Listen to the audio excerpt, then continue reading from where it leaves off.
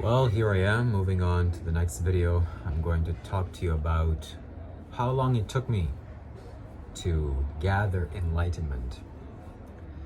First thing I want to share and say is that enlightenment was a gradual process. It was like you have a big house and you want to tear down the house. The house is made of bricks. You want to tear down the house, but you can't use the traditional method of a bulldozer because it's just not available to you. So instead, you have to save the bricks somehow, and you have to take each individual brick off the house, off the foundation, and store it somewhere. So the process of enlightenment was just like that. It was like me removing bricks from my house every day. Sometimes there would be only 2 bricks that I would remove. Sometimes it would be 10, 15. Sometimes there would be 0. But as long as I just continued on and pushed forward until on July 20th, 2023, every single brick was removed, or the last brick was removed. And once the last brick was removed, there was only the foundation, whatever that is. Is that even, if that's concrete, or if there's no concrete, the earth, or that's it. So there's no more standing house, there is just air. There's just the foundation.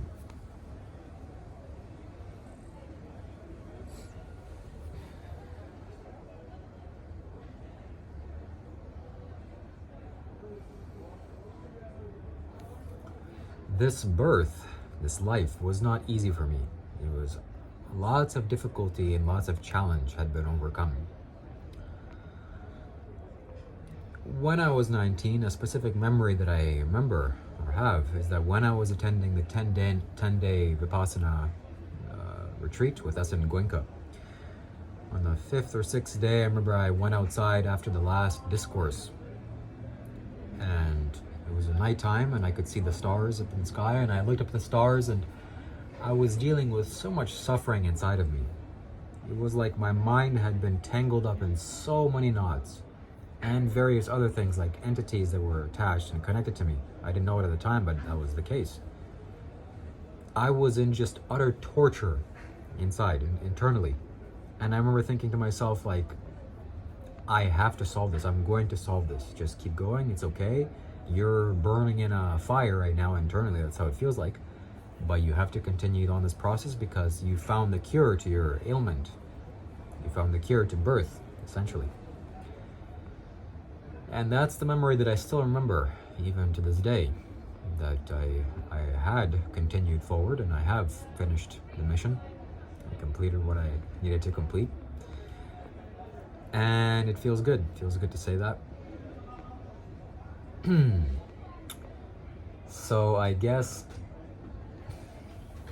So continuing on with my video, it took me 8 years of hard striving. Some years were harder than others, but in those 8 years I had visited multiple forest monasteries. I had done things with myself that I don't wish anyone to do, but I achieved it. I got there. I'm fully liberated. I can't say that enough, because it's been my goal for a long time now, and finally got it done.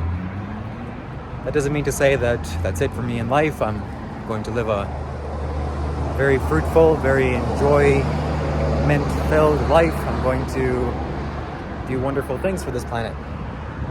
It's a nice blossomed tree.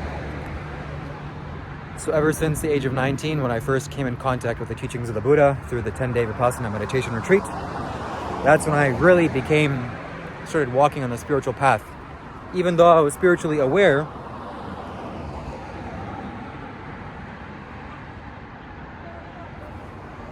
I just cut my foot, I'm walking barefoot here. Even though I was spiritually aware, oh man, either that or, no, it's just a cut. So, oof, that's painful.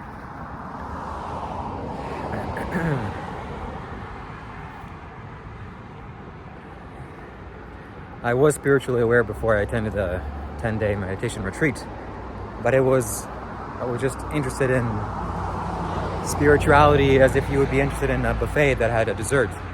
It was kind of like that. I didn't understand the point of it. It was just some entertainment for me. When I came in contact with the Buddha's teachings, I instantly grasped it as if this was going to save my life. And it was going to save my life. So it was a very arduous and tedious process, these 7-8 years.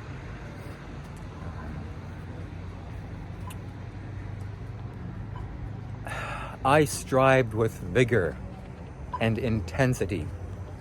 I don't see many other people like me. In the monasteries that I've been to, I was definitely the most intense. I was like, I guess I was feared for my craziness or my intensity. I could see it, not like people are gonna be like, oh my God, not like that, but people wanted to stay away from me because they didn't understand.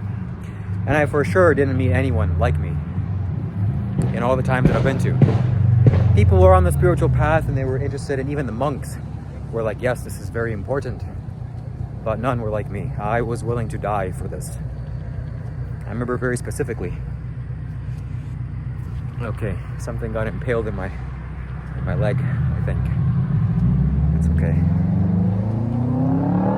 I remember very specifically that in the beginning of the retreat, and when I first started understanding what enlightenment was, I had a thought. Actually, this was when I was in the New Hampshire monastery, and that's where I first got a real glimpse of nirvana, very strong understanding or realization or penetration into this reality once again. In that monastery, I had a understanding, or had a kind of vision that if the Buddha came to me, or even a wise man came to me and said, for sure, if you were to jump into a bonfire and set your body on fire and kill yourself that way or die, you would attain to liberation, I would seriously consider it. Or at the very least, I would wait a few minutes, call my parents, call everyone that's important to me. I would say, this is what I'm going to do, and farewell. And I would have done it. Because that's the desire that I had. That's the intensity that I had for this. And someone with this kind of intensity, someone with my kind of intensity, liberation, enlightenment cannot be denied. Or essentially nothing can be denied to a person with such desire or such fire in them. Whatever goal you have, it doesn't have to be the ultimate goal of liberation, although it should. And it would be wise to make that your life's purpose. But anything with this intensity, you will just burn through every obstacle. And I did. It took me 8 years in this physical lifetime. So that's what I wish for you. I hope that you burn through your challenges and obstacles with as much intensity, as vigor as I have and as I do. And more people like me should be active and alive on the planet and share their teachings and understanding. Because there's only one real person that I've kind of got the sense that he has as much intensity or as much fire in him as I do. And you can see it by his language, and that's Grant Cardone. Now, in recent times, he's kind of said some funny things and had some funny interviews. He revealed his character somewhat, but still, he's undeniable a great man, and what he's accomplished is phenomenal, fantastic. He's very wealthy and financially successful. And I studied his books, and I have nothing bad to say about him, only positive. And he has this idea or concept of being obsessed. It's the first time that I've really heard this, and to be obsessed is a good thing. And for sure, 100%, being obsessed with something positive, something that you're going after is necessary. Otherwise, you're just dabbling. So be obsessed with realizing the ultimate nature of reality. Otherwise, the consequences are too severe to miss this. It's not like anything else, you know? It's your birth we're talking about here. So that's it. That's all I have to say. I have to attend to my leg here. And I'll talk to you in a future video.